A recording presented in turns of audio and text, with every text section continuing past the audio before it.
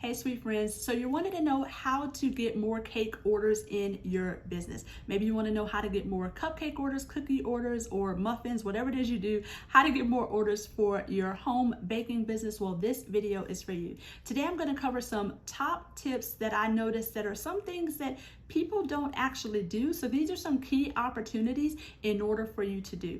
I've coached hundreds of students over the past few years, and trust me, I'm all about helping you to get in your business to grow and excel. So be sure to stick around because the last tips is one of my favorite. These are going to be some actionable things for you to do in your business starting today with tip number one. And that is utilize email marketing. Now, I meet students all the time who are like, Chef, I don't have a list. I'm not list building. Or I meet people who have a list and they're like, yeah, I know. Here's the thing about it. Knowing something and doing something is something totally different. I'm a firm believer in habits and routines because I know that those are the things that will build up to consistency. So what I would love for you to get in the habit of doing is to start collecting emails. If I could turn back the hands of time, in my award-winning cake business, this is one of the things that I wish somebody would have told me from the get-go. Think about how many times, even recently, that Instagram has crashed or Facebook has gone down. You do not own those platforms.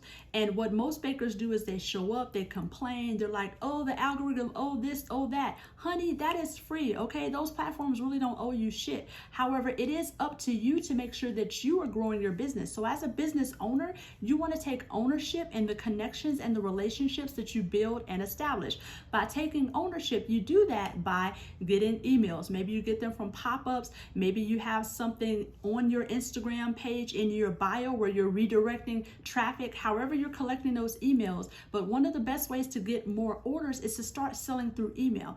You can sell through email because the relationship is a lot more personable. As opposed to making a post on social media and just a few people seeing it, with email, it's going to go into their inbox. Now, granted, there are some things you do have to worry about, your open rate and stuff like that, and you could fix that over time with analytics. But one of the key places for you to start selling is through email. When people give you their email address, that means that they want to further their relationship. They want to hear from you. Now, I don't want you just showing up in people's emails, just always tossing your shit and selling. I don't believe in that. I do believe in servant leadership, meaning that you should be serving your audience before you actually sell. So if you're like, Chef, how do I do that? Start with repurposing some of the content that you're already putting on social media and sending that to your email list. All right, you guys, we don't have to work harder. I truly do believe in working smarter. When you show up and you serve your customers, whether it's motivation, entertainment, you're inspiring, you're sharing behind the scenes, you're just sharing all the things about your business that you want them to know, people feel more comfortable buying from you. And people buy from people they know, like, and trust. Therefore, that allows you to also pop them in that email with some sales, and they can click the button and they can buy. So one of the key ways to book more orders is to start selling through email. All right? Tip number two.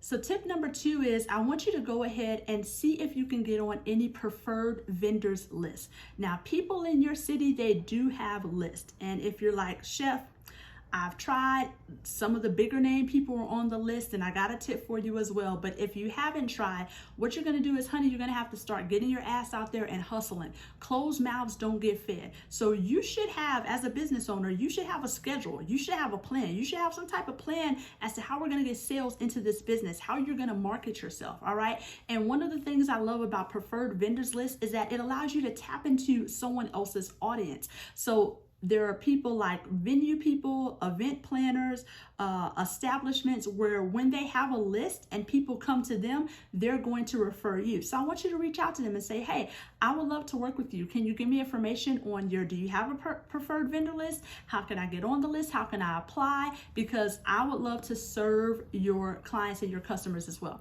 Now, sometimes what I hear from people is, oh, well, Chef, all the big wigs in my city, all the bigger name people are on those lists.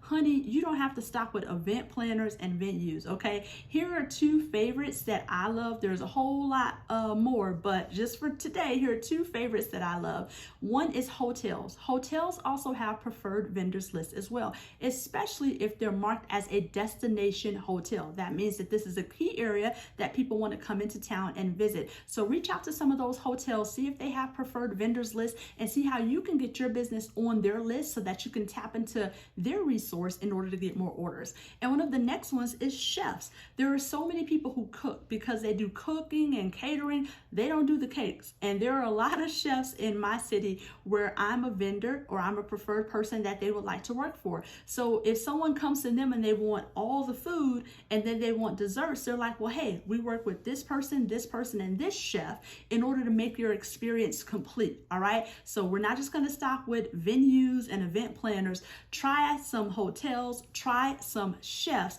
see if you can get on their preferred vendors list in order for you to get more orders for your home bakery business. All right. Tip number 3.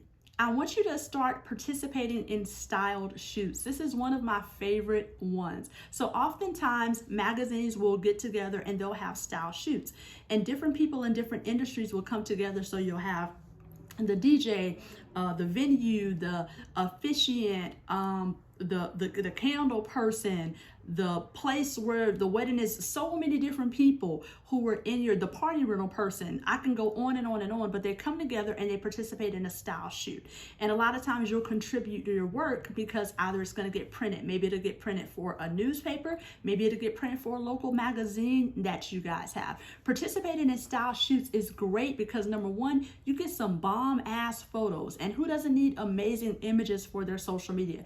Number two, you also get to network with other people who are in your industry. But here is the key mistake that people make when they participate in style shoots. Bring something real. A lot of times people who make 6 and 7 tier cakes, now I'm not telling you to make the whole damn cake, but what they do is that they make dummies, right? I don't want you to just make dummies. If there's one tier that you can make and have it be real, then please do so. Because when I'm on these shoots, one of the biggest things I hear from other people is, we're hungry, we're hungry. You have the prime opportunity to network and to let other people who are in your same industry taste and get to see what your products are all about. So whenever I would do style shoots, I would always make sure that my cake was real. And one of the biggest compliments I would give for others is, thank God we heard about you. Now we know that the cakes taste as good as they look. All right. All right. So remember, I don't want you to bring a dummy. I want you to be smart and take real cake and let other people try your delicious desserts. Do me a favor, drop a comment below and let me know, are these tips helping? And if so, go ahead and hit the subscribe button as well as hit that bell. That way you can get notified whenever I upload new tips to help you grow your home bakery business. So the next tip I have for you guys is to participate in industry shows.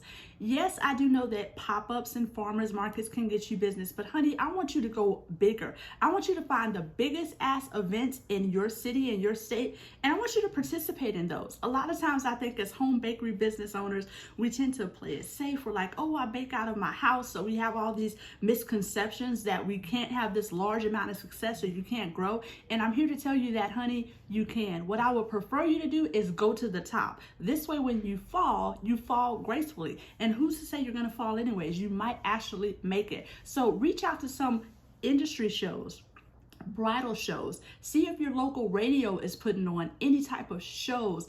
Things like that where there is a large crowd where you can have your business there. Tap into some of those shows and start showing up. And then that way you can start booking more orders for your business. And one of my last tips for you on how to get more orders is that if you're noticing that you're not getting orders right now, or if your business is not growing consistent, then what I would like you to do is to do a self-audit. Now, I know this isn't one of those feel-good tips, but this is one of those hold a mirror to yourself and let's be real and kind of get our shit together tips, all right? If you're not getting orders, or if you're in a season where things are slow, no one knows that but you. So before we blame the algorithm, the boogeyman, and all these other people, I want you to sit down with yourself and actually say, why are people not coming to me? Why are people not returning to me? Or why are people not doing business with me? Look at some of the marketing techniques and tactics that you're doing right now. Are you being consistent? Do you show up? Speaking of showing up, do people know who you are?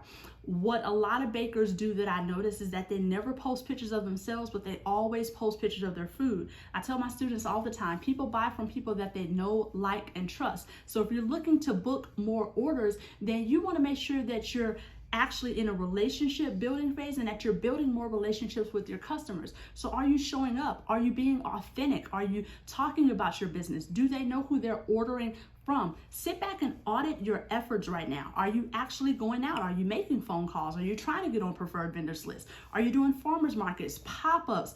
You're more than just a baker or a creative, you are a business owner. And it's up to you to take ownership of the activities as well as advertising and marketing that you're doing in your business in order to make sure that your aspirations match your actions. All right. So do me a favor. If you loved any tips in this video, then please go ahead and drop a comment below and let me know. And if you like more videos like this, if you want more tips on how to build your home bakery business, then be sure to hit that subscribe button wherever it is, as well as click the bell so that you can get more notifications. And also, I would like to hear from you. What are some other videos that you would like to see me cover? All right, you guys, hope this helps. Take care and bye for now.